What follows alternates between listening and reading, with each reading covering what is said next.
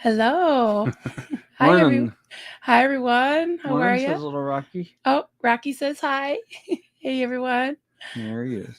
All right, we got Stephen Britton. Hello. Hello, friend. Morning. Sophia Mac. Hi. Oh, I got the.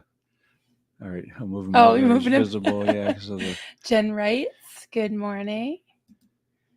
Hey, folks. Happy Saturday to you. Happy Saturday, Joel. Yeah. Good to see you. Yeah. So while everyone's coming in, uh, just curious who saw the werewolf game yesterday.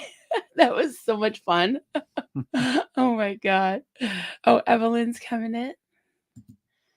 Hey, Hmm. Evelyn. Hello, There's hello. Joel. Yeah, He's I already popped visiting. him up. Oh, you did. I Okay. did. You did. Good morning, Michelle. Hello. Michelle's the doctor in the house. Oh my god. That was crazy. That was crazy fun. Hmm. Yeah, that was really fun. I think she's gonna do it again, probably with some of the same and then some uh, new creators. Yeah, I told her if she needs help with the chat or anything, the StreamYard, because I mean, I would play again if she really wants me to, but I think it would be really fun to like watch and kind of instigate and try to guess and everything. So I think it would be so fun to be a spectator.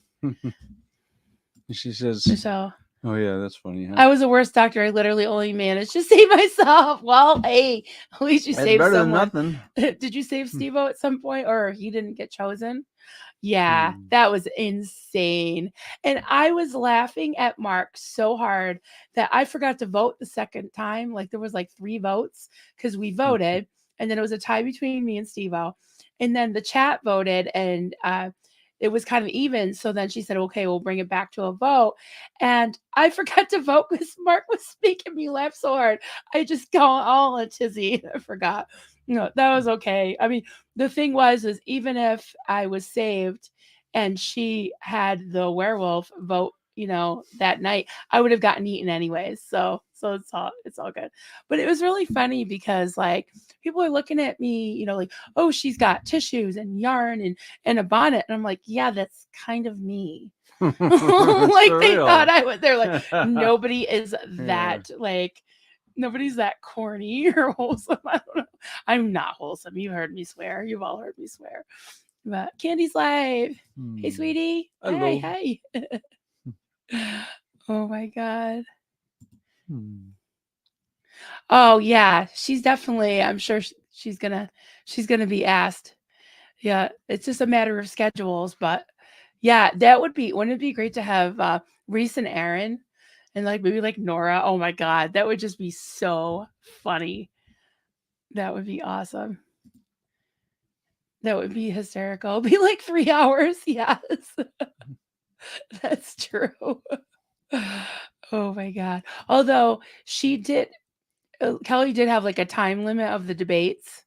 So yeah, I was thinking if so. I know it sounds like a stupid question, but if Steve-O had been detected after Mitch and like right away the 2 werewolves are found, then the citizens would automatically have won, right? So the game would have been over. So it was probably good that it was what, a little over an hour, but we had, we did introductions and then we waited a while because poor Chad or Griff Calzone didn't have his I don't know, something happened with his computer and he had to reboot it. Reboot it. I can't talk. Miss Sunrise Dawn, hello. Hello, everyone. Good morning from North Georgia. Cool. I've been through Georgia, but you actually stayed in Georgia for a little Yeah, I while. spent probably a good month or two down there. Yeah. It was pretty. Yeah, so that was fun. And then yeah, yesterday we I did that and then you hiked a mountain, swim across a lake, right? And then you were tired. Yeah, But I was exhausted. yeah, we drove for like an hour to our boy's gig and that was really fun. It It was pretty was. crazy. Yeah, that was fun. Yeah, so Hmm. uh, Hmm. Then he died. Yeah, Oh, he died during the repo. I yeah, know. he just wasn't meant to win. Oh, That what one. happened with the camera? See if Oh, that works again. yeah. Oh, it works. Very good. That's so weird. Yeah. Yeah, but I don't want to have to keep doing that. I got to figure out what happened. Hmm. Chilly morning in the high plains of Colorado. Yeah, it's chilly Cool. here too. It's getting pretty chilly here. Yeah, so Kelly said she's definitely going to invite Griff Calzone back because he didn't get to talk. So, good morning. Just got here. Hey, Becca. No problem. We're just getting going. We're just saying hi, talking about the werewolf game. We're casual. Like to we like to interact with all y'all instead of just talk at you the Yeah, whole it's time. more fun. We're all sitting around the living room. It's just a big Right. spread out living room, is all. Yeah. And Rocky wanted We to got a say little hi. critter. Yeah. Rocky's getting big. Like he's starting to Yeah, get getting a little lighter. This bigger. camera makes him look really, Yeah. really. He's definitely getting a little Yeah. bit lighter. He's 3 pounds 4 ounces, but probably even bigger now. Yeah, he's got to be a little bigger than that. Say hi. You being shy? Yeah, look at how light he's getting now. Yeah. Yeah. You can actually Rockers. almost see him now. Hmm. You can actually almost see him. Say hi. Say hi. Say hello. You hold Yeah, that. he's a good little critter. You want to hold that? You want to hold Rocky so I can Yeah, to the mouse. You got him? He'll look after me for a He's bit. getting long. Yeah. Yeah. His Little legs critter. are getting long. Yeah. Oh, what do we see? Want to read that? I finally closed on the property I sold. It was nuts. Took way longer. My realtor earned. Yep, that's very typically the case. You get a few easy ones, but for every easy one, there's 10 that are not easy. I have one. I won't go into too much detail, but it's just a little 1 acre lot in a little subdivision place that the sellers just basically wanted to get rid of, and it has been going on since March. One thing after another, after another, after another, with contingency after contingency, and the buyers are already thousands, several thousand. This whole property is selling for like $8,000, and he's already about 4,000 into dealing with problems. And then it turns out there was a guy on an adjoining lot that had a shed that was totally on this property and has to be removed. He's got to pay like $8,000 to get it removed. The whole thing is totally ludicrous, and it's still not done. So, every time we think we're ready to close, another issue pops up. So I think we're down to the final issue, and maybe it will close. But you squishing him? so yeah, so I joke about these ones in this little subdivision that when it's all said and done, I'll have about enough money out of it to buy a large pizza.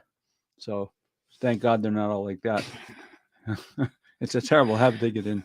They say in real estate, if you want to be a millionaire in real estate, start with 2 million. Oh, jeez. You So that's what we get pizza to celebrate. Yeah. Can it be cauliflower crust? Because hey, whatever you like, Well, because I'm doing low carb. So what else was I gonna put up? Oh, I started some already. Atypical Paul stopping by to say hello. I'm cleaning and you're keeping me company. LOL. Hey, that's great. Yeah. That's cool. I'll try to make sure we read the questions because I've been corrected about that. It's like, what about the people that are driving or doing dishes or cleaning? This one's for you, honey. Oh yeah. Miss Sunrise Dawn, where in Georgia did you stay? I'm near a Tennessee state line at Chattanooga. Yeah, it was actually a church project I got involved in early in kind of in the days of the cult I was in. We actually were affiliated with a church down in Georgia. And the guy that ran it was actually cool, but his wife was crazy and his kids were crazy, and they were putting up a building. So I would go down there because I was into construction. But we were in this little town called Lincolnton, which is not too close to the coast. I'm trying to think what it was near. Yeah, the memories are a little bit foggy there, but if you can think of we used to drive over to Atlanta, and we were in an area where the town was just a little bitty, kind of impoverished, very primitive kind of place.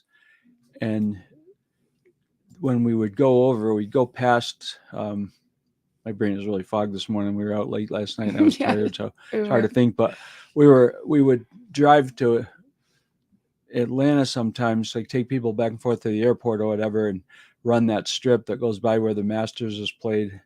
And there was just like waffle houses and all you can I eat remember you buffets telling me about about every all the 5 miles. buffets. The whole thing would repeat itself. And this is a part of Georgia that was growing super fast. This is going back 20 years. But it was like one of those things, you're on this highway and the whole series of the exact same restaurants and motels and everything would just repeat. About every 5 miles it would start over. And the guy that ran the thing was pretty cool. He would always, if we were working with him and helping on the building, he'd take us out to eat. So we'd go to these all you can eat buffet joints and just lounge out. So that was kind of a fun phase because I like doing the construction work. But I mean, there was some crazy shit going on down there, and some of the people were crazy. So that eventually that whole alliance dissolved. But Yeah, interesting time. that's another whole thing for another day. Yep. Those different other cults that Marlene got us involved in, and then she could never cohabitate with anybody else. Yeah, So something would eventually, always yeah, cause a she'd have a falling division out. and Hmm. yeah, falling out, and then we disassociate Because from only them. she had the truth, so Yeah. she didn't like any accountability at all. Let's see. Michelle said, "By Maryland, a security system to protect from werewolves and angry mobs." Thank you. There you go. That was my buy me a Kleenex / coffee. Thanks. That's By Maryland hilarious. security Yeah, system. I know. I mean, I was pegged right away because it was like she looks too sweet or something like that. I'm like, I think I'm gonna have to park this guy because he's getting bitey and okay, honey. restless. All right, But go ahead. say goodbye, rockers. We'll bring you on another stream. Bye. Goodbye, little critter. Yeah, he's a Love good you. little critter. All right, I'll be back. Uh oh. Michelle's a waffle wench. A waffle one. Oh Yeah, yeah. she likes her waffles. Oh yeah. Because you're talking about Waffle where was Houses. there? Was a Hardee's. There were certain places down there. This guy loved like the southern food and the southern cooking and the biscuits and gravy. She's and worked at several Waffle Houses. I guess stuff. that's what you're called when you work at a Waffle House. Oh really? A waffle wench. A waffle one. That sounds cool. I like waffle. I'll star the real estate stuff for when he gets back. We're gonna talk about real estate. Yeah, so I think somebody asked me what kind of puppy he was, but I didn't star it. He's a Pomeranian. He was born on the 4th of July, so July, August, September, October. So yeah, he's 3 months old, and he just got all his shots and everything, so he's set to go. And I think, yeah, Michelle said Reptar is the same age. Yeah, and he's huge. Oh my god, that's so cute. Like he came and jumped up on her during the game last night. He's so adorable. And Doug's always like, "Show me your puppies." Like what if he hears somebody has a dog? So I'm glad he got to see the dog. I haven't shown him mine yet, but we're friends on Facebook, so he always likes all the pictures of all the animals. I think he needs a puppy. Totally. Oh, she said Miss Sunrise Dawn lives in Florida not Florida, Georgia near the Tennessee line. Sounds like you were on the opposite side of the state. Yes, Waffle Houses are everywhere. Yeah, we go down to Piggly Wiggly and go over there. I forget what the name of the all-you-can-eat buffet was. It's been a while, but yeah, they were pretty good. Hi, Yadi. Hugs and love to you too. Good to see you. Good to see everybody. The Sunrise Dawn. He's so cute. My beagle is lying beside me. I'm watching. He actually calm for once. Yeah, our big one is like that. Yeah, Apollo. yeah, you can hold him for about 30 seconds, unless he's in a mellow mood, Apollo's like at about, night. What is he, 7 months old now? And yeah, the other night he was really mellow. He let me actually pick him up and put him on my lap because he really can't even fit on our laps anymore. Oh, he's so big. Yeah, he let me hold him, and I was like rubbing his chest, and he was being really calm on the couch with me. I was so shocked. My eyes are having a hard time. I think because I had to move the computer back. Oh, so yeah. Maybe move it forward a little bit. I think I got to go to the eye doctor, get stronger contacts. Yeah, we're all getting older, and our eyes aren't acting like the way that we used to. It's not good.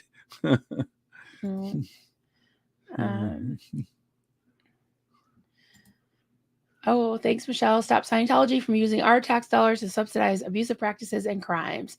Yes. Good If idea. Yeah, we've got to keep the numbers anybody, climbing. yeah, anybody who hasn't signed it, if you could read it and consider signing it, that would be awesome. If you have signed it already, if you just keep sharing it on all your platforms, we've got 1,360 something last I checked. That's good. So That's good. yeah, And yeah, leave a comment or just keep yeah. building it, you know. Yeah, Michelle had the idea of doing a stream and reading all the comments, Yeah, and that's an awesome idea. they're Yeah. really good. They're very powerful. I think Yeah, we they should just totally add, do that. add to it. Yeah, I would love to do that. That'd be cool. Puppy, he's so cute. I thought I'd start with the puppy this morning because he seemed kind of calm. So Yeah. No, he was doing yeah, good. He's a pretty mellow little critter, the little guy. Sophia, we're just talking about being weird to buy real estate in Tornado Alley. Yeah, it's funny. I mean, I'm not down there, so I haven't really followed that market at all. But I've actually had property that I've sold up here to people that left Texas and California for fires and tornado alley areas to get away from the storms and the rising water and the heat and everything. I'm like, I totally get it. I mean, it's sort of like slowly happening, the climate migration in the U.S. What they say statistically is that people really don't tend to move too far from where they were.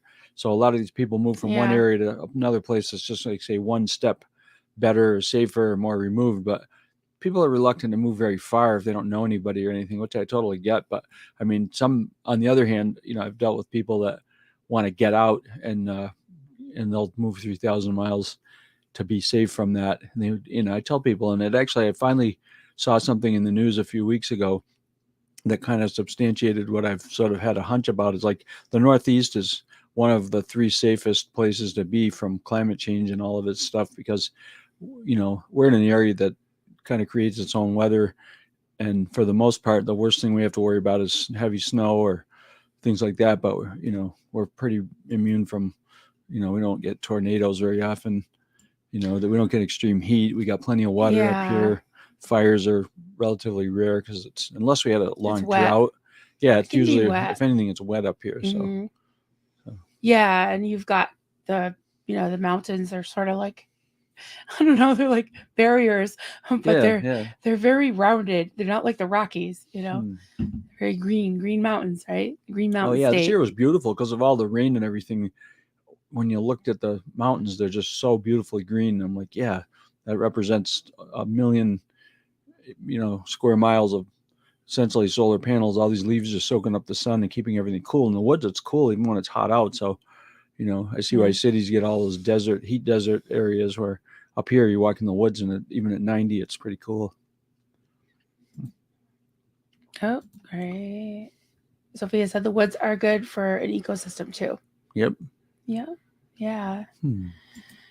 Yeah. So I don't we don't want to lay anything too heavy on you guys, and we always want it to be like interactive, but the some of the things just that we talk about, that's what we end up kind of musing over, and then when I do the morning musings, I kind of, it comes out of that.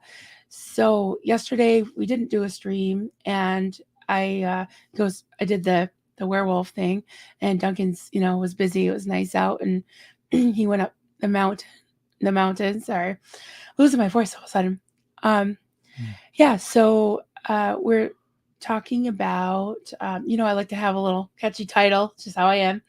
Is unpacking the baggage, and I was speaking with we call him PTS Jeff, PTS for life, Jeff Beaumont the other day, and he is doing a series on cult recovery and wants to collaborate on a stream next week. So I was kind of pondering that in different aspects of it and questions that I would prepare to ask him, and things that I thought I could contribute to the conversation.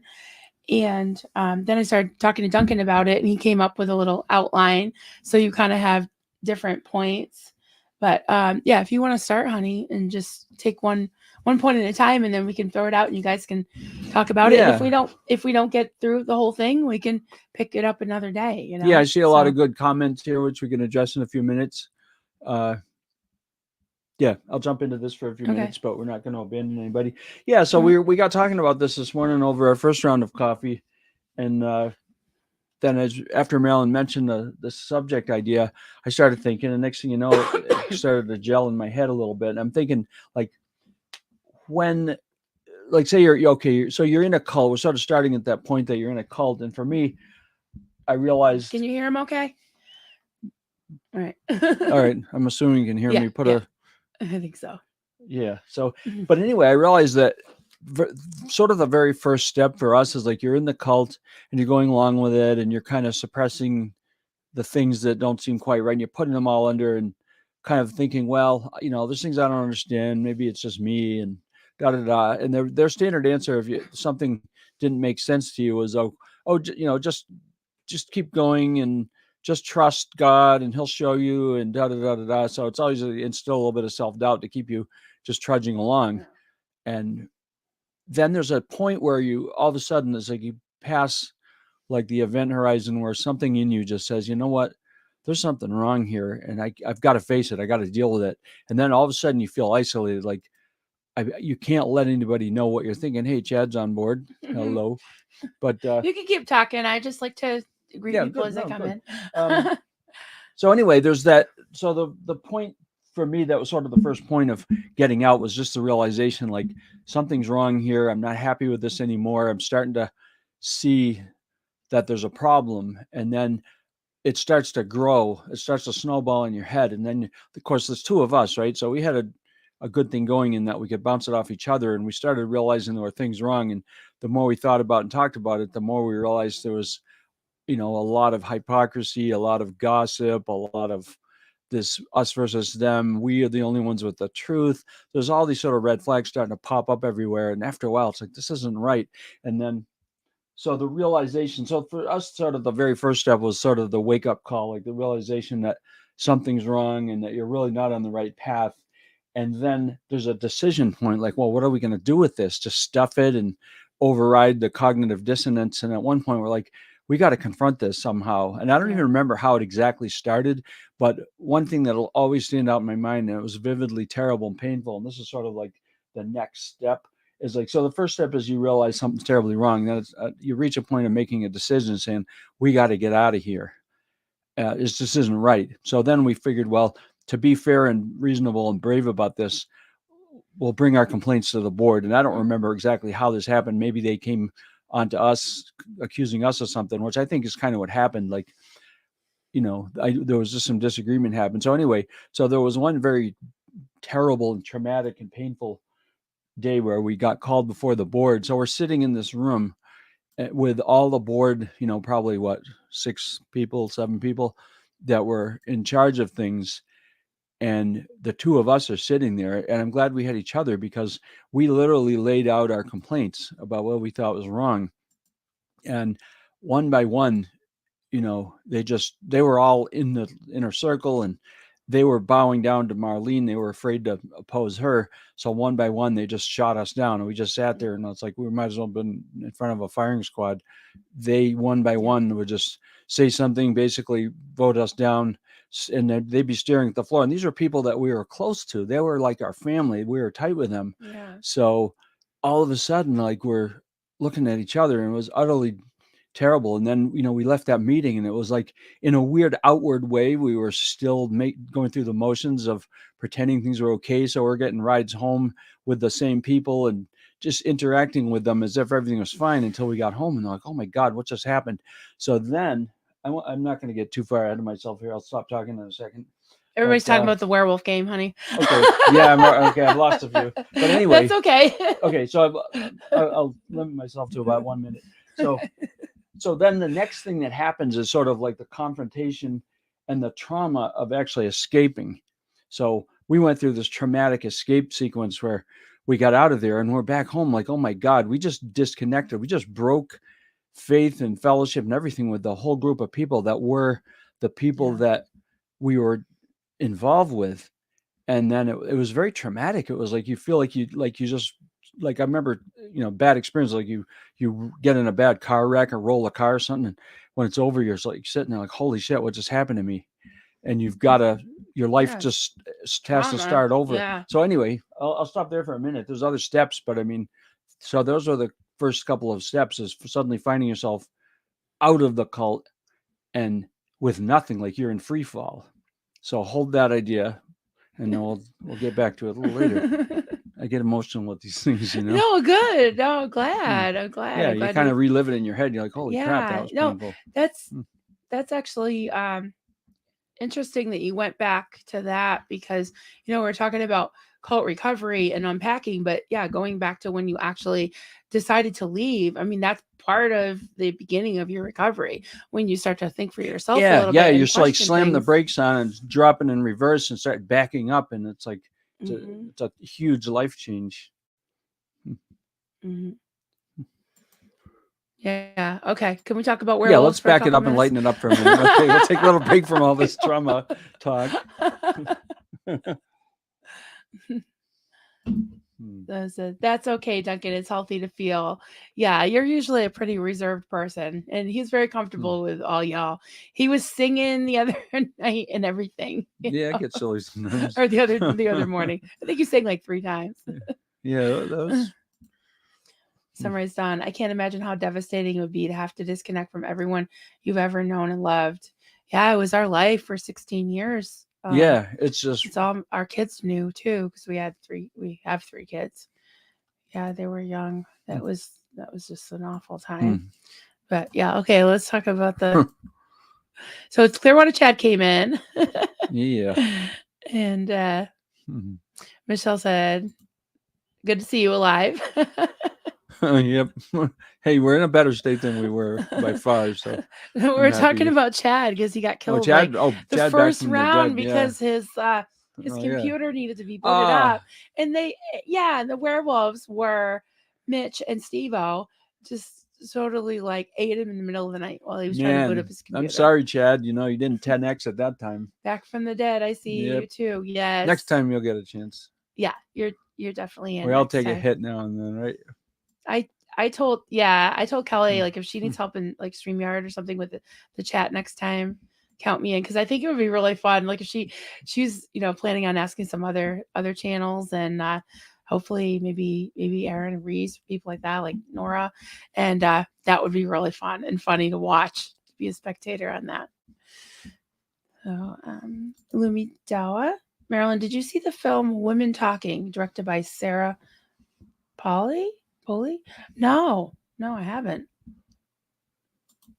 I'm interested though. I haven't seen it. Um, Stephen Britton, I might change the game up a bit. The werewolves aren't allowed to kill anyone in the first night. That way, everyone gets to participate in at least one round. Yeah, Hmm. that would be good. Yeah, that's pretty cutthroat. Well, she made sure everybody got to introduce themselves, but poor Chad, his his mic was muted. And yeah, a couple things. I was talking to Kelly, and she said she was gonna make a few little changes. And one suggestion I made is the people that get killed. I said maybe you can move their square down to the bottom, and she's like, "Oh, you can do that." And I was like, "Yeah, you just click and drag." And I was like, "Oh, I can't believe I know that," because I Hmm. think somebody showed me that once, and I was like, "Oh my god, that's how you move the squares around." So the people that died, it was hard to tell because we were all mixed together. Oh, yeah, it makes So sense. when we're all on camera, it was kind of hard to tell who was alive and who was dead. So Ted, I've never had that much computer issue. I know. Hmm. I know. I've never seen you be muted like that. Yeah, we've dealt with a Um, few of them. I'm starting some things about what we were talking about too. Hmm. Um, Steven, it's amazing how funny Mitch actually is when he gets go. Oh yeah, he is. He's got like kind of a dry sense of humor, and then now he's like, will say something. He's like, "I'm only kidding." I'm like, "Oh, I know. I know you by now. I know you're just kidding. It's fine. It's fine." Hmm. Michelle, maybe it should be mandatory that the victim gets saved on the first night so that there's still an event and reason to suspect each other. Yeah. Yeah, that was funny. There were a lot of things that like kind of little twists that you're like, okay, then that person can't be the werewolf, but that person could be, but then they could be pretending. Yeah, a lot of like intrigue and deception. It was pretty cool. It was fun once it got going. Oh, one with cat. Whoops, I meant to click on something else. Sorry. I went with cats and Becca. Oh, Steven, I have a dry sense of humor too. Yeah, I actually love. Well, we both kind of do like the old movies with people. British people have a really dry I sense of like humor. British Sometimes it's humor. really funny. Yeah. I think it's great. Miss Sunrise Dawn. Mitch's sense of humor reminds me a little of my dad's. He cracks me up. Yeah, that's cool. Um, Women talking, do nothing, stay and fight, or leave. In 2010, the women of an isolated religious community grapple with reconcile a brutal reality with their faith. Oh, wow. That sounds good. Sounds good. Yeah. We watch a lot of SPTV these days. We were trying to watch other things. Yeah, but... it's funny. We're caught up in this because it's a live, real time type thing. So it's like watching a movie. It's very one sided, but yet there are some movies like one of them I thought of. I don't know if I mentioned this before, but we love the movie The Devil Wears Prada because it's a cult classic in a sense. in a way, But yeah. it's like the fashion industry. It's just sort of shows a romantic comedy, but not really. I yeah, mean, it it's is. that It's genre, a rom-com, but it's really, a cult yeah. type movie. It is good. If you've never seen it, watch it. It's really entertaining. Meryl Streep was so good in it. Yeah, but she's yeah, perfect in she that just role. reminded us of Marlene. And then at the end, well, I won't give away the ending, but yeah. At the end, she kind of gets her comeuppance. I love it. Yeah. I just suggest they hear howling. Yeah, that's a good idea to have sound effects. I don't know what happened. I got a copyright strike for that yesterday, and I don't even think we played any music. She played some kind of like soft thing in the background, like a little bit of a creepy kind of background thing. But how the heck I got a copyright strike this morning when I woke up? That's weird. That Kelly, I tell you. Yeah, I tell you. Oh, Saturday Soapbox. Okay, so it's a part 1. I'll star that. Joel. Oh, Chad said he got to eat his calzone, so it wasn't a total loss. There you go. Yeah. Chad watches a lot of Knight Rider. How do you watch Knight Rider? I would totally watch that. Yeah, again. I used to love that show. I'd watch that again. Yeah, that was a good old throwback. I used to watch that and like Magnum PI and all those that day and age.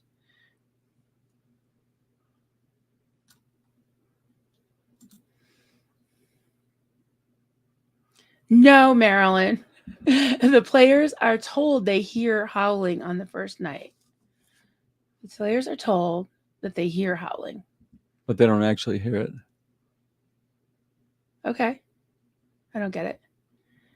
They're told that they hear it, but they don't actually hear it. Well, I don't know. I know nothing about the game. You only heard a couple of minutes of it. I don't really know anything about it.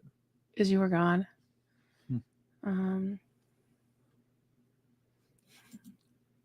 Becca, my friend has the best Knight Rider car. He goes to car shows international. Oh, that's cool. Hi. Jen writes, Devil Wears Prada is one of my all-time favorites. It really is a good. Yeah, it's one of those ones every couple of years we'll watch it. Yeah. Yeah, there's certain ones that you just have to see every so often. Yeah. Okay. And I'll read Joel's. I think I got them back to back. All right. Saturday Soapbox Part 1. We have 2 new fosters. Oh, there were 2 that were rescued from bad abuse rescue. I helped with a few weeks ago. They need lots of love, starting to trust, long way to go. You know what? That sort of makes me think about this cult recovery. They were in an abusive situation. They were rescued, and now they need a lot of love to start to learn to trust again, because that's actually part of the whole recovery process. Yeah, we both wrote that. I want to just read part 2, honey. Part 2, I was asked if it is worth it. The answer is yes. Saving one cat won't change the world, but for that one cat, it changes their life forever. Together, we can make a difference. Think about it. Think about it, honey. Can we rescue some cats? He has allergies. Yeah, sadly, I do. So Yeah. it's one limitation that I've got. I know. Yeah. Um, there was another one I was going to pop up, but oh, my kid has a dark sense of humor. Our kids, yeah, they do too. Yeah. Especially Carter. Yeah. He's Carter been the does. one that's. Yeah, our Yeah. youngest does. Oh, they're total wise guys. The boys together, they have like their own like stuff that they do kind of off each other, and they perform together because they have a band too. So they razz each other, and they do like Beavis and Butthead like perfectly back and forth. They're so funny. Yeah, I tell them they're entertainers, so you got to, I mean, Carter could, if he worked on it, could do stand up. He's really that funny because he can Good, look yeah. completely serious about something, and he comes and he's brilliant. He's actually really, really smart and analytical. So he sort of reminds me a little bit of George Carlin in the way he can just come off with things He that are loves really George intelligent. Carlin. That's like his Yeah, favorite, and he's 21, but he's yeah, loved George Carlin since he was yeah. like a teenager. Yeah, a kid. Michelle said, "I think you should make it a point to check the number of signatures on all of your morning musings." I can do that Good plan. Yeah, definitely. keep updating because it keeps climbing. So this is I good. can do that. In fact, I might even be able. We'll say, trust. So, honey, you can talk for a minute. Uh, When you should come I? back. Okay, let me see if I caught up on these. Oh, do you want me to? Oh, Stephen had asked you something about Event Horizon.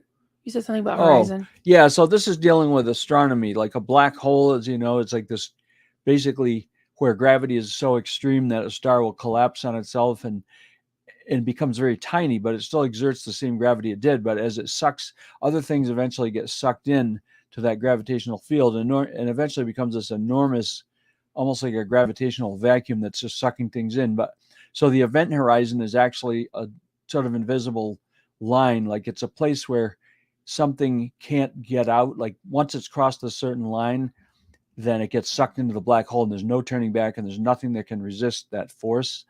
And even light can't get out of a black hole. It's like once it's sucked in there, it's gone and just Really? goes to the middle of the black hole and becomes basically compressed to nothing because of the gravity. So the event horizon is that when you cross that line, there's no turning back ever. So Well, that makes sense. What yeah. pertaining to what you were saying, like just crossing that line of like you're Yeah, done. like all right, you're done. Yeah, you Yeah. sort of you're making a commitment. It's all or nothing. It's like there's nothing left to lose, and we have to get Yeah. out of here, come hell or high water. So Yep. Freedom's just another word for nothing nothing left left to to lose. lose. Nothing.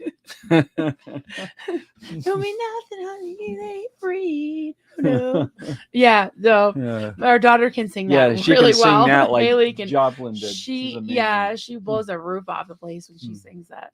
Yeah. So you Especially know at what the I'll end. do? I'll jump back in this for a second Okay. because we're sort of half on this subject. So step one was sort of the realization and the decision, and then crossing that line of no return. So then you sort of come out in a sense, but from a sense of saying, okay, we're done.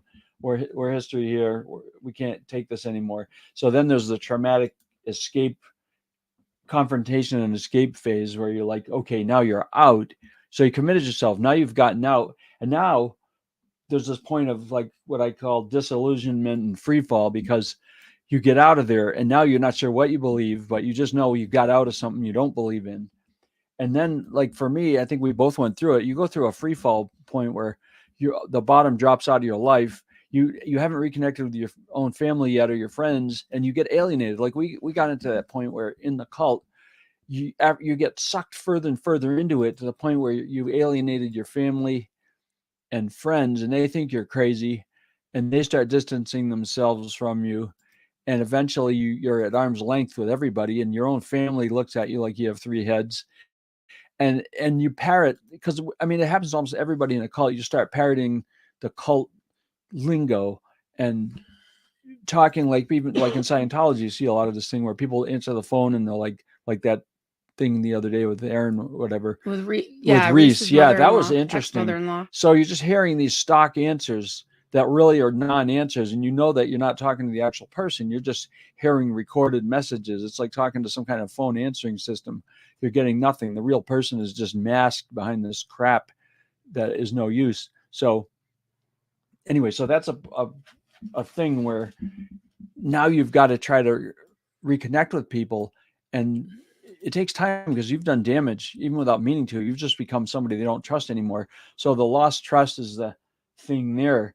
Now to begin to trust again, you've been burned badly, and I think of the people that came out of Scientology after 30 or 40 years. How do you trust anybody? You've been duped. You had decades of your life robbed from you, and now you're Mhm. reeling from that, and you're like, oh my god, you're like Rocky in the 15th round that's laying on the floor and the ceiling is spinning around, and you're like, oh my Right. god, how do I muster enough strength to get up before the 8 count? Can I just put this up? Sure. Because it was pertaining to what you were saying before. Hmm. Okay, Stephen Bird said, I'm an amateur astrophysicist. Ah, And he cool. says, yes, I know what an event horizon is. I was wondering how you have an event horizon in a call as at the Oh, point where you can't get out again. You got out.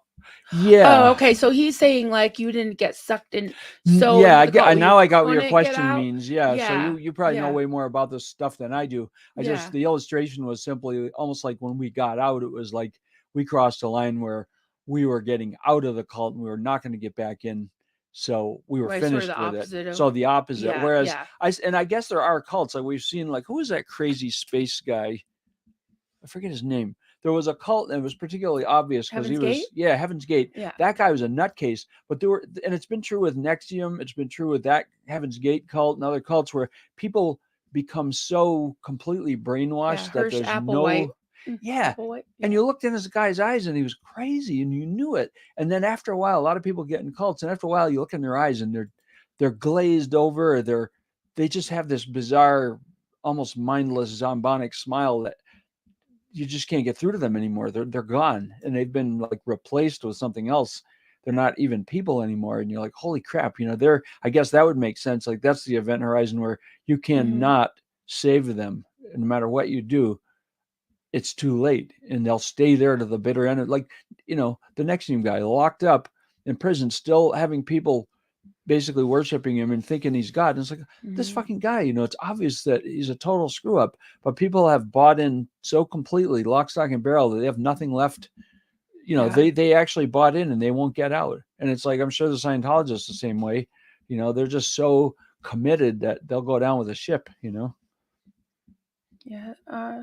Steven said, well, they disconnected from you, not the other way around. Yeah. Yeah. Well, we started to pull away, but they shunned us. Yeah. You're right. That's pretty much how it went. Yeah. I mean, we decided that we were going to confront them with, what we thought and felt, and they didn't receive it. So, yeah, they sort of ejected us. But at that point, we were leaving anyway. So it was sort of like, yeah. We didn't have a choice. I mean, the only choice was to just bow down to them again, literally, and just be like, okay, we'll repent, bring us back in the fold.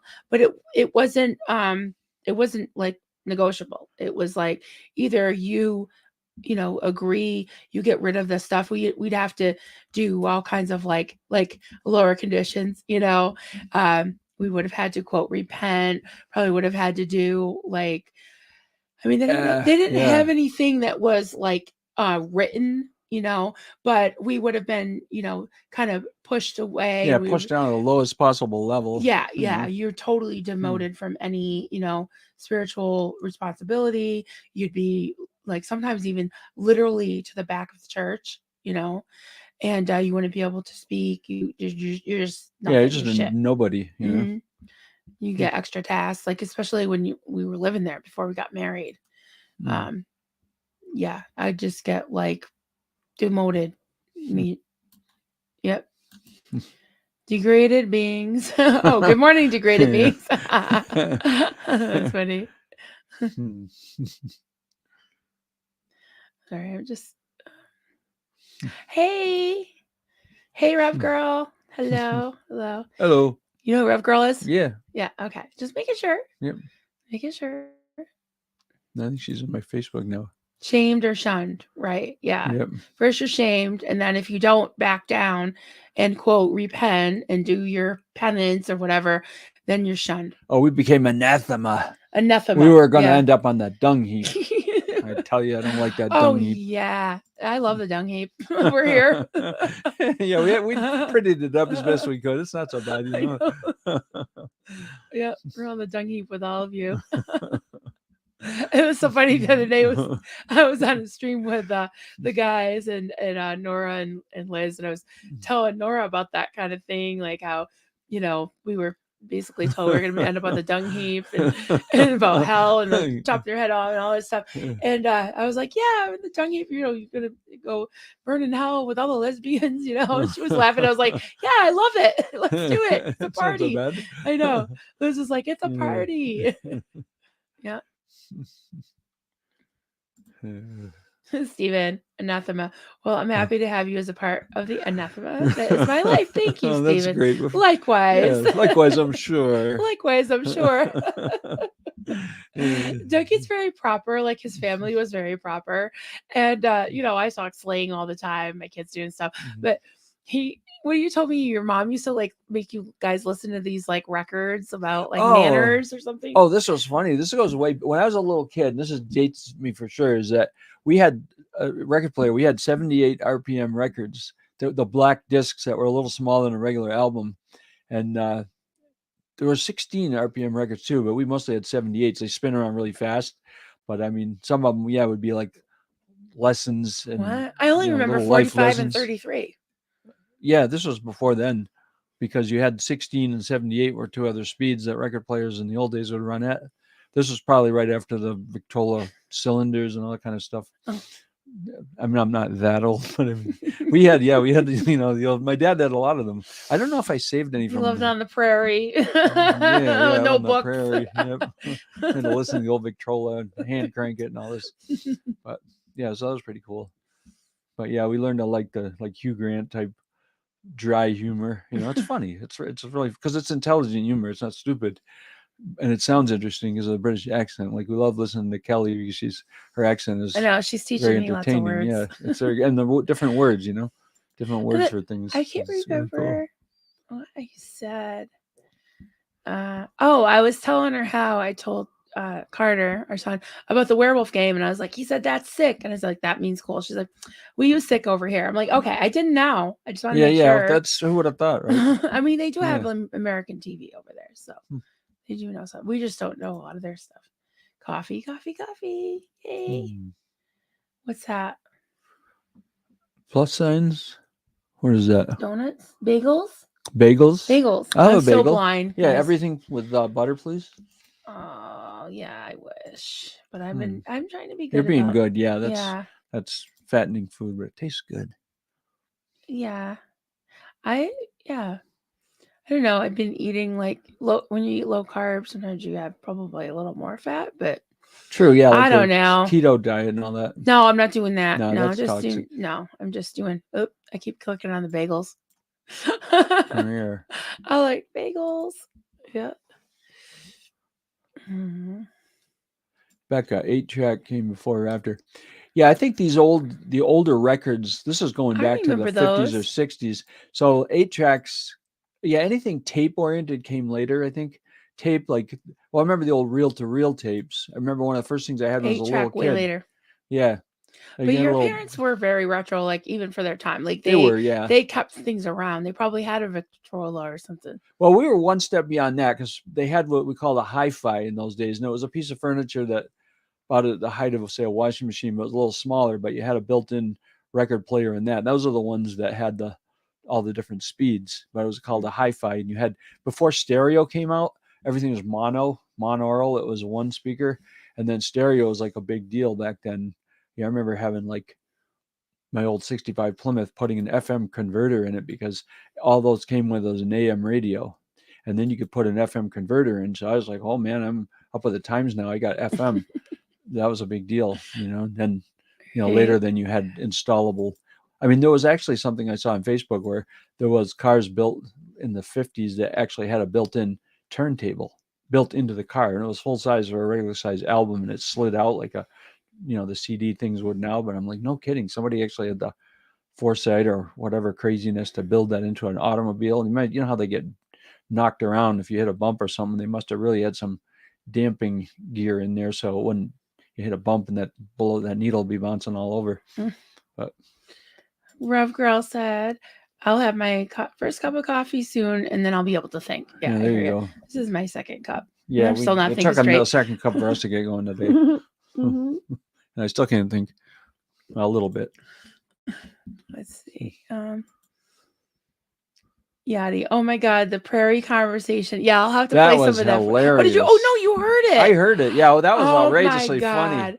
What's Yeah. really funny is that they didn't know, who Laura Ingalls Wilder is. And for the longest time, the Little House on the Prairie was the only show that I was allowed to Yeah, because that watch. was wholesome and family, Right. so it didn't have Right. anything really bad in it.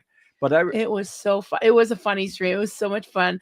And hmm, then I didn't get to listen to the absolute end of it because I had to switch over to help Steve-O and StreamYard with Mitch and stuff. And but when I switched over, they started talking about Braille, and oh my God, like hmm. Aaron was just like, they don't use Braille anymore. I'm like, yeah, it's like on the bathroom. No, they were saying Oh on yeah, the it's on bathroom signs and things. stuff. Yeah. But you remember Ramon? Remember I used to work Oh with yeah, somebody, yeah. years ago, that was he wasn't born blind, but he was injured when he was young from a abusive parent, which is horrible.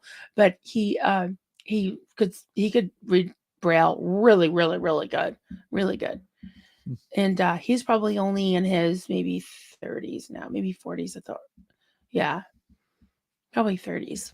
But yeah, so it's still around. Braille's still, Hmm. I don't know. I guess if you're a sighted person, it probably would be really hard to uh to Yeah, read because when Braille. you're blind, you develop your senses get so much more sensitive because you don't have as many to work with. So I suppose with those people feeling little dots with your fingers, because it's a language, and you kind of adjust to it because you don't Helen have a Keller, Anne choice. Frank. Yeah, I didn't hear the Anne Frank part. I heard some of the Helen Keller part, and they're saying she wasn't blind and deaf. Yeah, she was, or somebody was, probably Aaron, Yeah, I think he but was saying he didn't believe in her or something like she was a tooth fairy or something.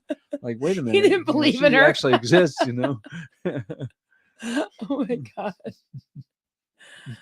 Oh my goodness. But it's funny, when I was a kid, my mom was just into, she loved that stuff. So we actually had all the original Laura Ingalls Wilder books, and she would read them to us when we were kids, and they were good. It was, it was wholesome. It was good stuff. We read all those to Haley. Well, Yeah, yeah. the boys didn't really like get into it, but Haley, we Yeah, would she could read totally every relate. night, read every Little House on the Prairie. But yeah, Those books are probably in the Little attic House in in a the Big box Woods. someplace. Yeah, Yeah, and they were your books. yeah. And we read like Black Beauty. She loved horses. We never got to have a horse because that's so much work, and we don't have that much land.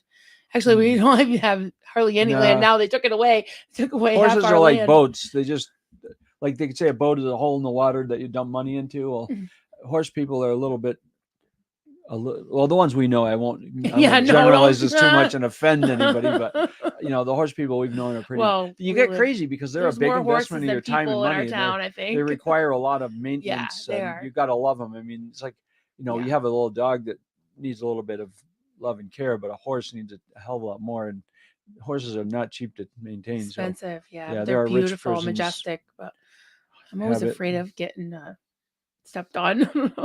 Yeah, I yeah, I'm a don't know little what nervous to with big animals. Animals bigger than me make me nervous. do. Oh my goodness. Sorry, I'm just working through. Steve said, now I understand how the game works. It looks like a lot of fun. Hmm. Maybe is that werewolves? That was a lot of fun. Hmm. Yeah, at first I was just like scared. I'm like, I would have got killed in 5 minutes. But yeah, it You was ain't held really out fun. longer than It that. was fun just watching everybody come back. But Hmm. Claire was hilarious. Claire was just like, she wasn't having anything. She was just going through for the jugular. And then people thought she was the werewolf because she was like so like confident and just, oh, she was really, really funny. I loved it. Because at first Hmm. she seemed like, oh, this is out of my comfort zone. And then she just went in like both feet. It was great.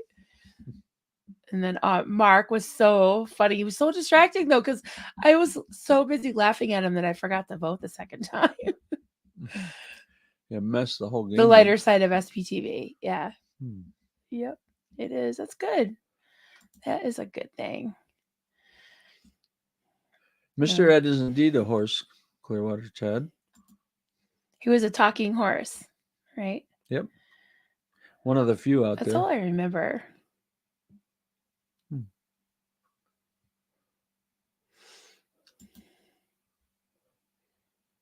Um, It, Rev Girl was a fun done it. Yeah, yeah, it is like a who done it thing. That was great. Jen writes, I know the chat is kind of light this morning, so my apologies to be off tone. No, But my we're mind, yeah, alternating between light and heavy. It's yeah. okay. My mind is blown just now recognizing the cult like traits of a group I was in. I keep thinking no, but then so similar. Yeah, I can totally relate to that, Jen. Totally, because um it took some it's like layers. Like all of a sudden you'll get this almost like a realization, like an epiphany, like, oh my God. And I've had even recently, like watching like shiny happy people or talking to people. Yeah, things will come up and I'll be like, oh my goodness. And even yesterday I had this realization that I had a situation in my life recently that I didn't really think much of it, but then what did kind of bother me. It was somebody that I really liked, but kind of was just a little bit, over the top with me, and I would like freeze up and kind of get upset. And then I realized it was like it could be from the roots of where I came from, is that I have a really hard time like either reacting calmly and saying how I feel and being, like forceful, but in a kind, very patient way, or, just letting somebody just, kind of run over you, walk right all over you and not say anything. Or there's the third option, which usually happens with me, is I just start crying. I get really Hmm. upset. Yep. But yeah, there's layers to it. And not all of us was, raised in a Hmm. call or in a call. But again, we've talked about this so many times about like different cultish type situations that you get in. It could be a cult of one, it could be, relationship, a work situation, pretty much anything like narcissistic parents, definitely. And it's definitely a process. And that's why, I kind of named this unpacking the baggage, because you don't want to unpack the baggage all at once. And sometimes you don't know where to start. And one of the things I think that I've struggled with, which seems almost like irrational at times, but these I call them the what ifs, right? You start to get these things in your head, and like you can tell yourself it's okay. That's not going to happen. But sometimes if you're so conditioned for so many years in one mindset, that it creeps in again sometimes. And for me, like there was like the what ifs were, what if they were right? Like sometimes it comes up like, what if the rapture happens? What if they were right that you are going to hell? What if they were right that you aren't worthy, that you should have been staying up there? Like so many times. And now it's gotten easier. And honestly, in the last year, since I started to actually speak out publicly and Hmm. say Marlene Sweeney's name, I think her name was Marlene Marie Hmm. something, but Marlene Sweeney's name, yes. So, and yeah, and her last name began with an M, so it was like her maiden name was began with an M too. So yeah, so it's been easier for me, because when I got to the point where I was 100,000% that that was a cult, Hmm. 'cause that was Yeah. really hard to even come to that conclusion. Well, here's the So it's thing like, too, don't is I dare say that. yeah, I tend to say this is like even with Jim Jones, he started out doing a lot of very legit things that looked, and probably some of them were, because I think honestly a lot of cult leaders kind of started out thinking they're doing something great, having good intentions, doing social service kind of stuff, helping people. So the early history of some of these people is not all that bad. They appear to be doing something really wonderful, and they have these idealistic ideas of having this, you know, amazing utopian society or whatever. So they try to construct that. But there's all these underlying principles like the power corrupts principle, and just people are Yeah. corruptible for a number of reasons. Sometimes it's greed, like with Scientology. A lot of it's about greed. Some are about lust, like the Scientology or Nexium type stuff. People with perverse nature and they want to take advantage of people and all that type of stuff. So there's different motives that rise up in people. They may not have known was there. They may start out with all this altruistic desires. But I always use the illustration like Jim Jones. He started out good, but even in the end, it's like there's a lot of truth that is part of the mix. And Jim Jones, when he mixed that Kool-Aid up, he mixed up Kool-Aid. Kool-Aid is perfectly innocent, tastes good. It wasn't 100% cyanide. He added it later. It probably doesn't take very much cyanide to kill you. So Yeah. it's like that thing about, spoon, what is it? The spoonful of sugar makes the medicine Just a go down. spoonful of sugar. I don't Yeah. know. That's way too high for me. I can't Yeah. sing like her. Helps the medicine go down. Oh, that was In the awful. most delightful In the most way. delightful way. So hey, the Kool-Aid probably tasted good, and who knows? Ugh. Maybe Yeah. cyanide tastes bitter. What if it didn't? The whole idea is if you mix the untruth in with a lot of truth, Yeah. it goes down easier. People buy in. Well, that's why Right. people buy in. So it's like you got to make. It's like sales. Like I have a little bit of sales experience from way in the past as well as more recently, and it took me years to get away from like when you're young, you want to get rich quick, and everybody's like, hey, like Cadillacs, like Rolexes, like gold diamonds. Hey, No, we don't like any of that. yeah, so they draw you in. It's sort of like a love bombing, but it's more like a money bombing. Like, hey, they show you pictures of yachts and posh hotels and airplanes flying you here and there, and they suck you in because when you're young, you see all the glitzy stuff and like the flash in the pan thing. You see a flash in that pan, gold. Oh man, this is awesome. Da, da, da, da, and you get drawn in and they hit you with enough yes questions, you get sucked in, and next thing you know, you're doing the thing. You want to make money, and now you've been sucked into a money making cult, and it pulls you in. But those are things that in themselves, in a reasonable amount, are good, but they're just used to lure you into compromising your integrity and Mhm. lying to people and deceiving people. And maybe, I mean, even selling a good product, if you're doing it in a deceiving way, isn't good. But to flip that around is like now, 40 years later, Yeah. I sell real estate, but you know what? I go in and it's like these people are people just like me, and I want to help them. And now it's different. It's like I have a genuine desire to figure out what their needs are, what they want, what they like, Mhm. get to know them well enough so that I know what they're going to like as best as I can, and then show them a bunch of stuff, give them a choice. Make a reasonable amount of money doing it. That's just the way it is. And I'm totally open with people now. It's like when you're young and in a tricky cult situation, it's like you're afraid to be honest with people. You'll compromise All right. I have yourself. to say hi to Liz. Oh, sure. I've been waiting to pop Yeah. that up, but I don't want her to go away before I could say hi to her. No, no, that's Okay. cool. Hi, Mom and Dad, she said. Yeah. All But I mean, right. it's very different from trying to lure people into a cult by deceiving them Yeah. versus actually reaching a place where you're empathic and you actually care about the people, and in the end the real success is making them happy and meeting their needs and everything like that. When you have a selfish mindset and you're in it for the money or you're in it for a wrong reason, then you're not going to come across as genuine. So you have to trick people to overcome that. You basically have to deceive them to overcome that and use techniques and all this crap. And now I'm very cynical against all that stuff. I'm like, yeah, you have to learn what you're doing and learn how to, like in real estate, there's a lot of technical and other stuff that you need to know to be able to do the job. But on the other hand, your personality and your attitude are a huge part of the equation, like being genuine and really wanting to help people. And then they trust you. You're not trying to win their trust to trick them like a con man. If you're a good person, you really do care. And but it's a maturing process. It takes a long time. When I was a young kid, oh yeah, I always wanted to get rich quick schemes. Everybody wants to get rich quick when you're young. It seems like a great thing. You should totally like talk to Michelle Carpenter about that. Like, tell your story about the whole like solar Yeah, panel. all Like, that stuff. yeah, Yeah, do I a stream got with her or sucked into something. But hey, basically a sales cult. see this one? Click on it. I'm supposed to walk away. I'm gonna go pee. I'll be right back. Very So well. you can talk. I will try. You got it? Yeah, I got an Okay. All errand right. one. I'm supposed to walk away.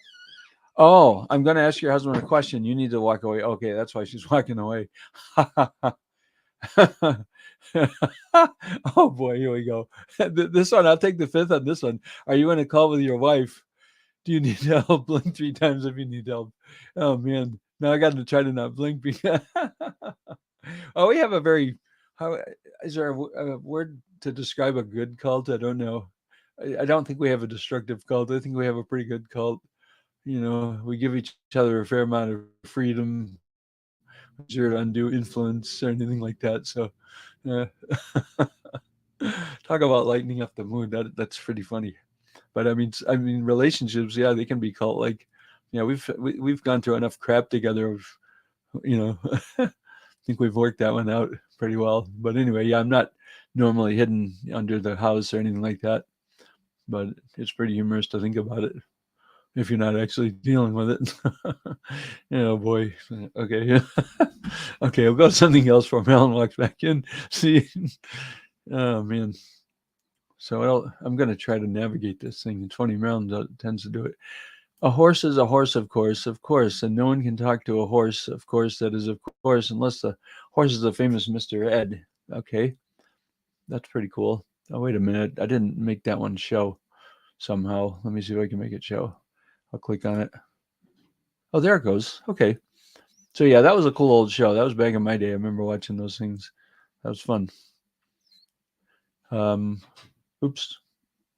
I lost control of the. Oh, here it is. Marilyn, for me, the big fear is this is Rev Girl. What if this is all we get? No future or past lives. I want more.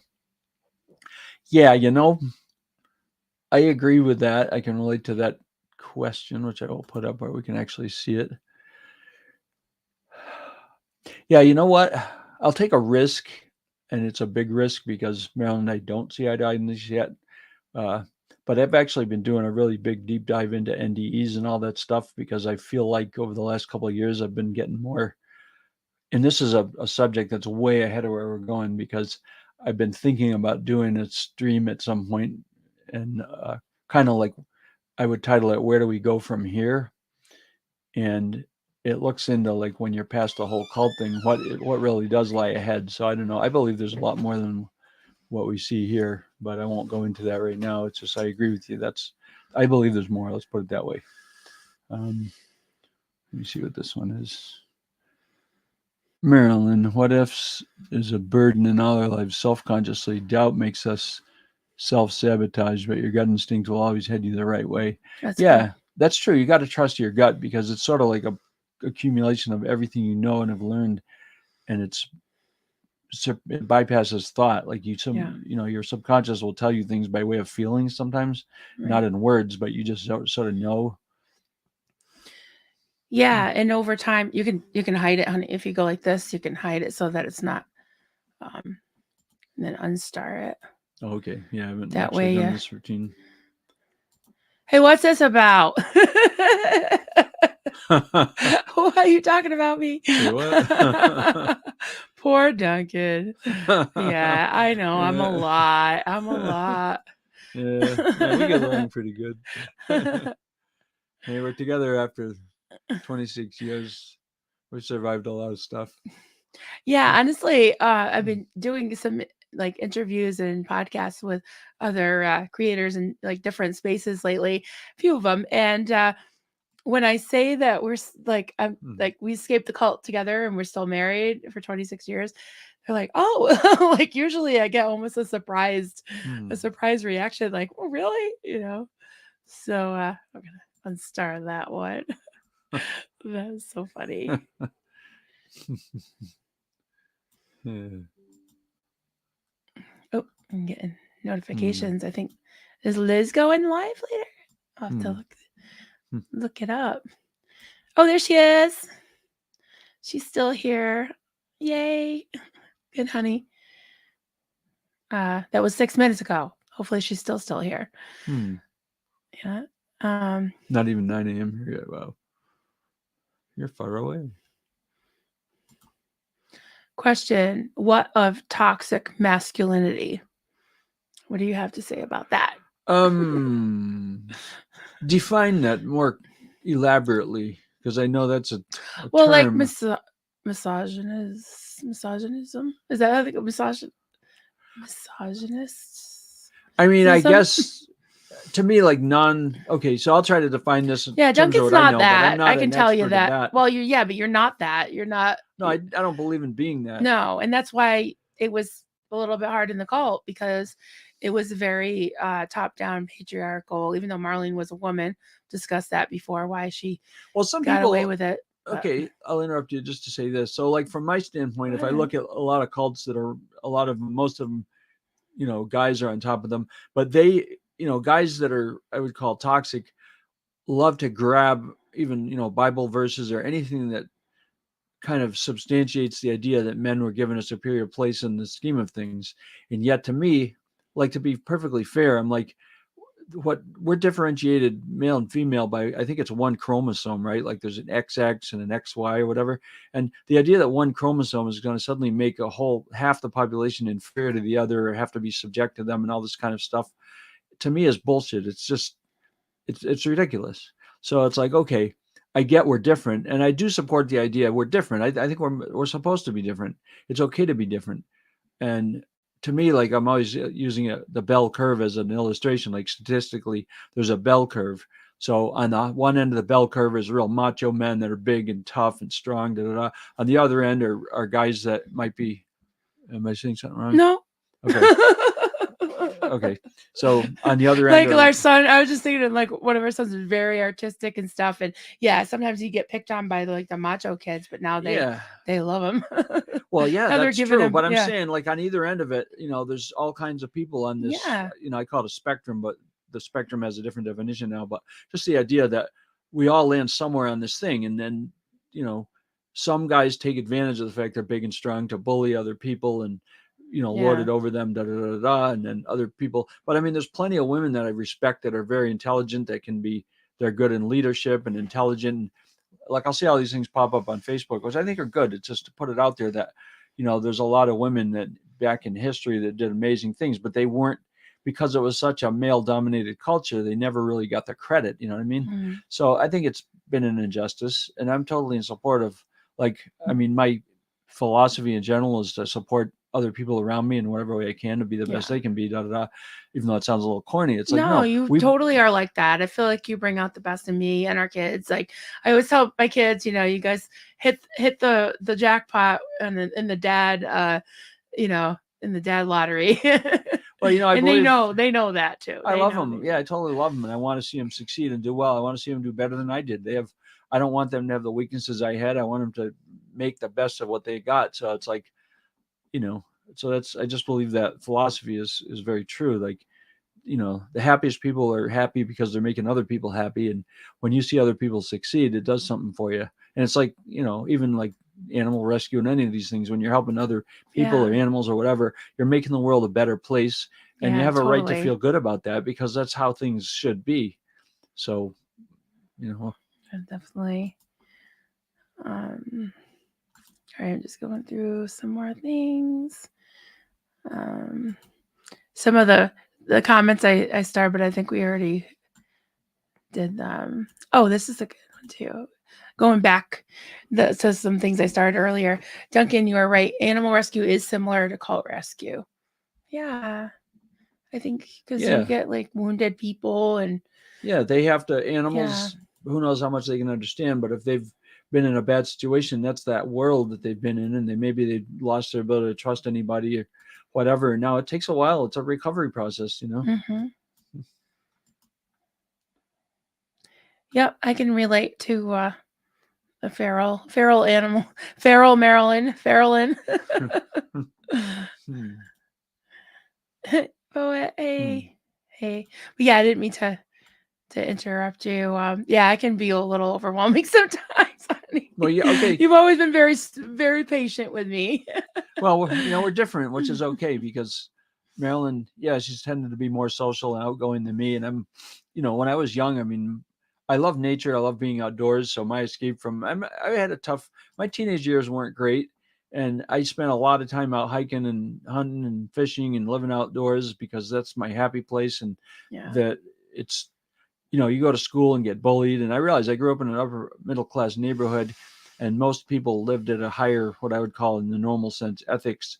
People were nicer. They were cool. They respected each other. And then you get kids from, not to be discriminatory, but they're rundown parts of town, the West Side and everything. And a lot of those kids had rough family lives and upbringings and were yelled at and beaten on. And those kids brought that with them to school. And some of them were mean bullies and picked on people. And, I've told the story before.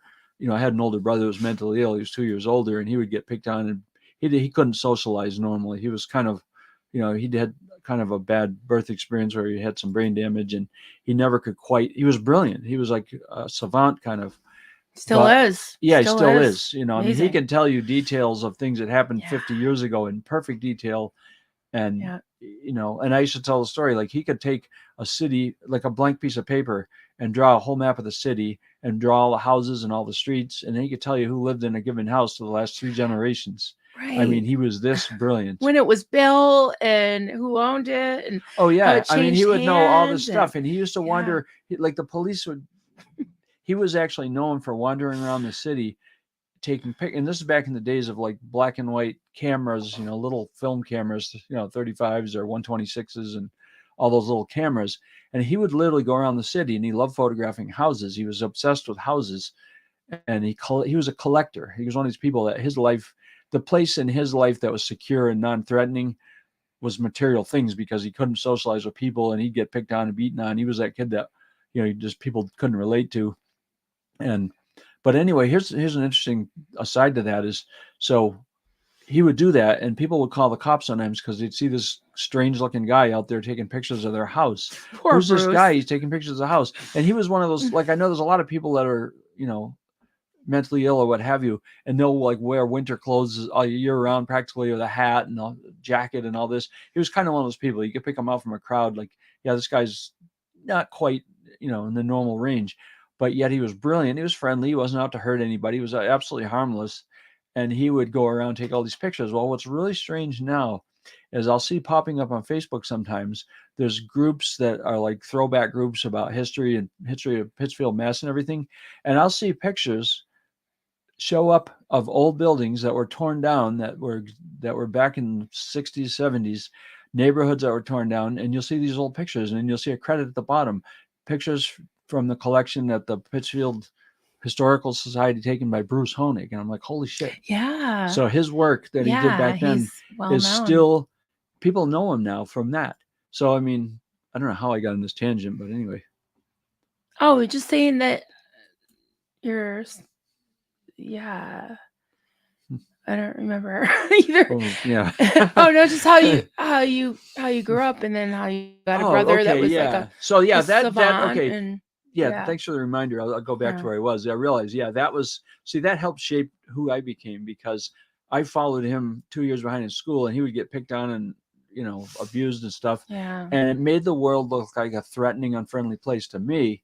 And then I would kind of fall under control of bullies sometimes, because I would helplessly watch him get picked on, and then I felt kind of helpless, and it was messed up. And probably one reason that I hate controlling people now. I really have a problem with, like, I just, when I see cult like controlling people, I just resist and kind of stay away from them, because we got sucked into what appeared to be a cult of people that cared and were looking out for your best interests and wanted to help you in life, and then you get duped by that. But anyway, Yes. Sorry. yeah. Sorry, I got V is texting me that she's going live at 1:00 Eastern. So after we're done here, Cool. go to the Gray Zone and we'll check Yeah. out Vanessa. I don't Hmm. know if I have any mods in. It's funny, sometimes I have 0 mods and sometimes I have like 5. So it's really funny. Hmm. Um, there's a couple of stars I wanted to pop up. And then there was one, oh, Rev Girl. She's so sweet. I'm getting a refill. Can I get anyone anything? She's such Appreciate a the offer. sweetheart. Yeah, I love that about her. She's so Hmm. considerate. And she's Hmm. always sending emojis, the wine and chocolates. And, Hmm. that just brightens my day when she does that. And she texted me that the other day. I'm like, thank you. I really need those today. um, just a second. I'm just getting some. Sorry. I'm just unstarring a couple things that we already read. Aaron, I wish you were my parents. Mine never were supportive, and I never did good enough. Wow, that was some strong words. Yeah, Hmm. that's really sad. I think that Hmm. that's one thing we really tried to do, because like I didn't have, I mean, his parents were, they were good. They did their Hmm. best, and they, had good backgrounds themselves, but no family's perfect, and we're not perfect parents. But if anything, I really do try to give people like compassion and listening ear, and it starts at home, right? So um you you can't, you don't you're I don't know how to say this, but like I always feel like you know the way you treat your kids, or the way like a guy like treats his mother, like he was always very respectful to his mom, and his mom was a very strong person. But I feel like our relationships with our family and our kids are really important, and we always wanted them to feel supported. We I think that, at least the way I grew up, is kids were, to be seen and not heard, that they were more of like a possession, like just a thing to mold and shape, instead of to support the person that's supposed to come out, the person that Hmm. that they're meant to be. So it's blurry again. I'm just gonna. Okay. I've got to step out just Is for a that better? second. I will be Okay, right honey. back. Yeah, we're Yeah. gonna wrap up soon, but Yeah. oh, there we go. It's sort of focusing now. As soon as you moved, it Yeah, it's started funny. It focusing. took a Yeah. little bit. So I'll just read some that aren't specifically for Duncan. Everybody good in the chat? Is Oh no. You okay, Becca? Let me see. All right. I don't think I have a mod at the moment. Just checking, make sure everybody's okay. Love you, Becca. Hope everything's okay. I'm trying to look and see. Usually, we don't have a lot of people in the morning, so I don't wake up the mods and ask them to help. But yeah, if you want to email me, you know what? I should probably periodically put these up. My banners. Um, so my email is coffeecultsandcrafts@gmail.com, and I do have it somewhere. So I don't usually check my email during a stream, but if there's anything I can do, um, just let me know. All right, honey, and anybody, anybody, you're all honey to me. I'm sorry. Um, okay. Hey, Hans Christian Sports. Good evening. Right, right. It's evening time.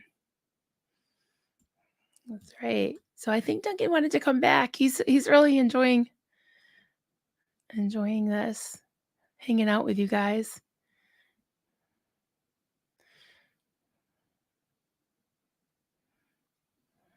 All right.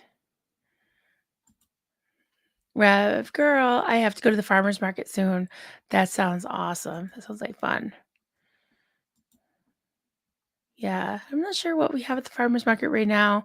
There's probably still some apples, there's pumpkins, things like that. Yeah.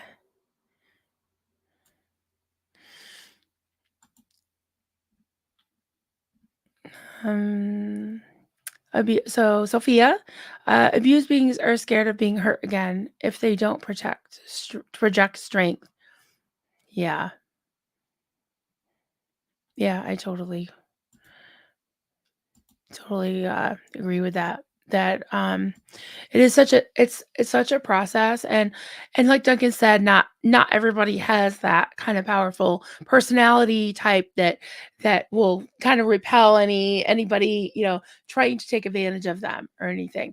And um the cult mentality and the cults recruiters and people that are always like trying to suck people into those kind of situations of high control tend to go for younger people that are out of their house, out of their parents' house, like in college, or in my case I was just kind of looking for direction. I just turned 20, so yeah, just picking off the what they consider the quote weak.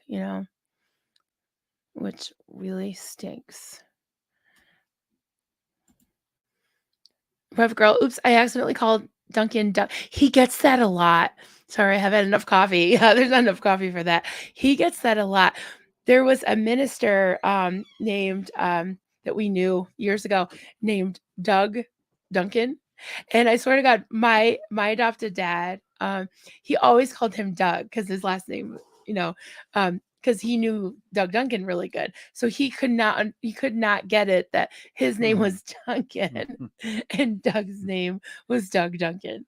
So Yeah, this is she said funny. she Yeah, actually accidentally called you Doug, which happens all the time, yeah, actually. Yeah. Better than Duncan Hines or Dunkin' Donuts or yeah. All so the other Dunkin' fun Yo stuff. Yo. Yeah. Yeah.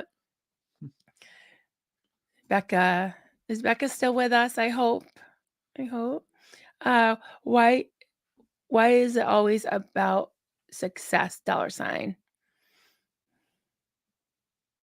See what? I don't know. It just came up late. It came up earlier. Why is it about success? I think you were talking about I don't know.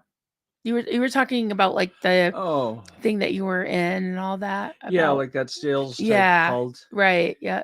Yeah, I mean, yeah, the definition of people all have different definitions of success, but it's like when you're young and easily caught up in the flash of things, everything, people want the nicest, they want to have a really nice car and a nice house and power and money and all these things that they symbolize outward success. So Mhm. I think naturally, the younger people are and the less they've learned in life, the more easily drawn in they are by that. It's sort of like a cult like thing. It's like I think most cults hit you, maybe say you're college age and you're idealistic at that point, and you don't really, you see the people around you and what the world might offer, and you're wanting answers, and you're very Yeah. vulnerable because of what Dreaming you of making want. it Yeah, big, making right? it big. Yeah. Yeah, because everybody, you know, it's so much part of our culture. The beauty culture, the money culture, Mhm. you know the big players. And what's funny now is like my attitude at my age now is like, maybe because it's, I think it's pretty much my age, is all of a sudden the idea of like, I've only got maybe 20 years left on this planet, maybe a tad more. But I'm like, it really makes you think. It's sort of like a midlife crisis, but yet in a positive way. You start to take stock and say, hey man, I don't have that much time left. And a weird transition too is like when you lose your parents, you're the Yeah. oldest generation. It's sort of sobering. Like crap, like when my dad passed in '08, that was tough. But I think he was ready in a weird way. He'd gotten cancer. Yeah. They gave him 10 years and he accepted it graciously. He never complained. He set a terrific example. And I had really admired that because he was very much at peace and, you know, left peaceably. And my mom went until 2021, a long time by herself. And in the end, her body was worn out. She had physical issues that were overtaking her. And in 91, she wanted out. And she went through a crazy phase of literally calling people and sending out letters saying, I'm dying. I'm going to be gone. Da, da, da. Even, long before it actually happened. Mhm.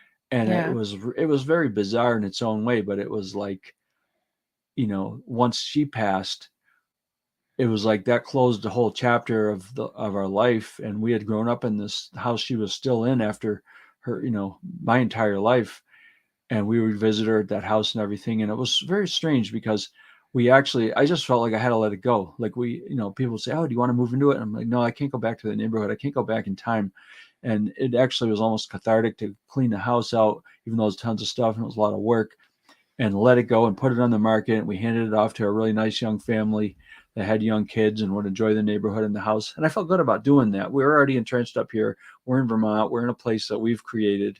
I didn't want to go back into the past and try to carry on the way things had been. I just couldn't revisit that. So that was an interesting phase. But going back to what I would think I was trying to say was basically just there's a point in your life where you take stock, like, holy crap, we're the older generation now. This is really strange.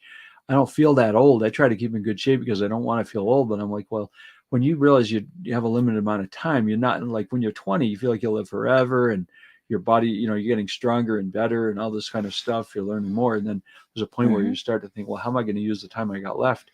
productively, there's different priorities that take over. So the whole idea of money and glitz and all this, I don't want any of that. In fact, my time is the most valuable commodity I have now. Mm. I just want to have a decent little house, reliable cars, and I'd rather live a simpler life. I'd rather spend my time hiking in the woods than worrying about stocks. In fact, I'll give a quick illustration. I know I'm talking on and on, but Wait, just before you do that, because excuse me, people keep slipping in and out. So I just want to say something. sure. So Becca, if you want to email me, if you ever want to talk, my email is coffeecultsandcrafts@gmail.com. And I'm just waiting for Vanessa to see if there's a link to go to her channel. And I think the Nerdy Bunch is on too this afternoon. So Lots to Vanessa watch and do. LaRose, Vanessa LaRose at the Gray Zone, and she's really still in need of some watch hours. And at night she's been doing the webcam with the little pup. Oh, what is his name? Oh, Elvis, the three-legged Chihuahua. He's very relaxing to watch. So I'm sorry, honey. Okay. I just wanted to before you switched Before gears I and get got back into on another another whole rant. thing. Yeah. Wait, one more comment. You're like Claire.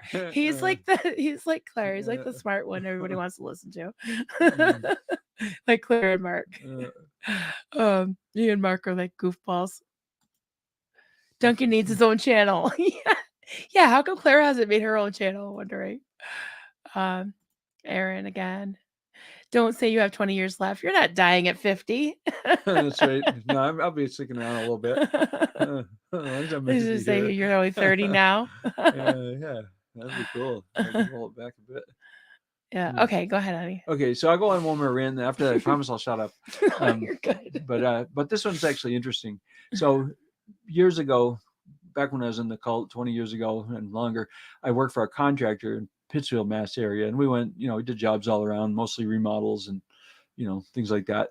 So I remember a particular job we were on, and it was, I won't mention names, not that you would know any of these people, but just to protect their identity. So there was this couple, and they were probably the age I am now at the time, and I was probably in my 40s maybe. So we're working at this person's house, and they had run a business, a successful business in South County area, and made a lot of money.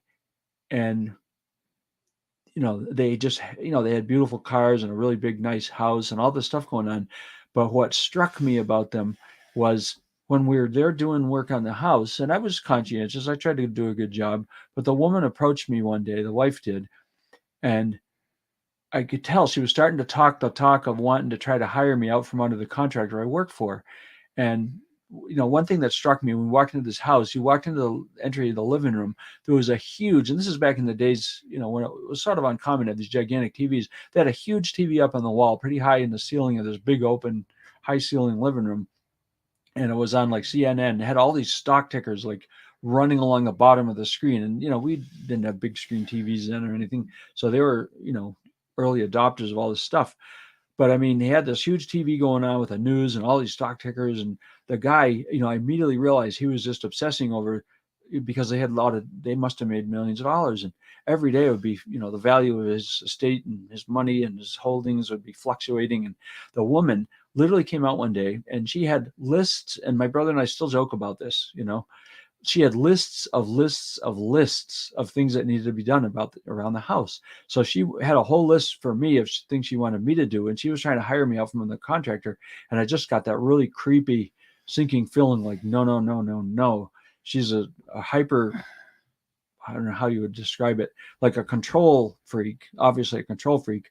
So the guy was obsessed with his money and his holdings and his possessions, and the woman, like, I realized the problem of having this huge house and these nice cars and all this stuff was now you're a slave to all these things. So you go, when you're young, you want to own all these things, thinking it'll be a great thing to have all these things. And then later you get older and you realize those things own you. They own your time. You've got to maintain them. And even now, I mean, I feel like I have a fair balance in life of, we got 2 cars to maintain, plus our sons need some occasional help. And we got the house here to take care of. And actually, after the stream, I've got to go down and help our daughter move her I gotta stepdaughter finish the into a laundry. place. The reason I did not do a stream yesterday is because I've been up so late at night, and I don't sleep well at night, and I didn't. Yeah, I've been just going straight out. Thursday was crazy. So yesterday morning, I knew I was gonna do the werewolf thing. So I was like, like we need laundry. Like I need some We clean gotta catch up clothes. on domestic There's things, a problem when you Yeah. You're digging in your closet for your cleanest dirty shirt, like the song yeah. goes. Like But laundry day, the clothes that I wear are like really rough. so I'll finish that story really quickly. So Oh, go ahead. anyway, I'm sorry, so this honey. was a perspective change. It was one of those aha moments when we're in that house. I'm looking at this woman, and she literally had in her hands lists of lists of lists, and at the bottom of the list of lists was like replacing a torn screen in a screen door and fixing this and little repairs. But I mean, she had a master list with all these things, big things that need to be done, but they were broken into sub lists, and of the sub lists were even more lists of the individual items that had to be done. And it was obvious she was a complete control freak. And I looked at these people and I'm like, yeah, they've succeeded, quote unquote, in a way, and they have all the trappings of success. And you know what? They're completely controlled by this. I'd rather live in the woods under a tarp, honestly. Seriously, I could live with a camp. When I was a kid, I loved camping. I loved the freedom of being able to just backpack into the woods and stay 2 or 3 days in the woods. My friends and I, some of them we were really intense, pretty dedicated, backpacking, camping kind of guys. And we were perfectly happy to just, throw down a tent in the woods and camp and have all the time to stare at the stars and philosophize about life and everything like that. And I began to realize, I'd rather be that guy than be a slave to all this stuff. So even now, I don't want that much stuff. I want to be able to live comfortably enough so that I'm not impoverished, because I honestly spent a lot of my life feeling like the tank of bills was grinding along behind me. And if I didn't keep work, I'd get run over. Well, now at my age, I'm like, thank God I'm, in a better position. I don't want to live a high. I'd rather live in the woods under a tarp. Duncan, October 14th, 2023. But after seeing those people, the way that they date lived, can be moved to probably at least once a week. He says that.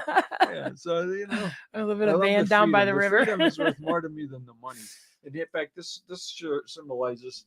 It's like I don't know. Oh, live free or die. Yeah, yeah. New You Hampshire, can see live free or perfectly. die. Yeah. And that eagle, yeah, that's my spirit animal. That eagle, because I'd rather be free and fly than He's got a lot be of tied eagle down by a lot stuff. of shit. Yeah. Yeah. So That's awesome. anyway, end rant. Oh no. I'm just Rev Girl's a city girl. All right, what do you guys think? I've head over to Vanessa's channel, The Gray Zone, if you don't mind, because she requested that I and of course I'd love to get her some subs and some watch hours, and you can open 2 tabs and watch the Nerdy Bunch too. So they're usually on. So what? Seeing a lot of funny comments. I'm a flush toilet paper. Yeah, he actually changed out a toilet seat this morning. I'm a country boy. I love my elbow room. Yeah. Now we got a good balance. Maybe a van. Yeah, it's a threat because living in a van down by the river. That's an Austin thing. Yeah, he quotes that all the time. Yeah, that's so funny. You guys are so cool. I love hanging out with you guys in the morning. This is like a good time. This is a good fun chat. Yeah. Yeah. I'm actually awake. We do the 11 o'clock ones at night. And I'm shot. I'm out of it. I know. Yeah, those are rough. Have a good day. Yeah. Good seeing y'all. All SBTV all the time. Yeah. Yeah, I didn't sleep very well last night at all. Yeah, hardly. Some rest. Like 3.5 hours. Oh, yeah. I gotta get some stuff done. And, I gotta catch a light bite before we move along. All right, everyone. Great seeing y'all. Yeah, and, have a great day. We'll be back. We'll see you soon. And I think I'm gonna do the Sunday Fun Day tomorrow, and I might talk about crocheting. So that's a threat. So I'll see you guys tomorrow. Bye.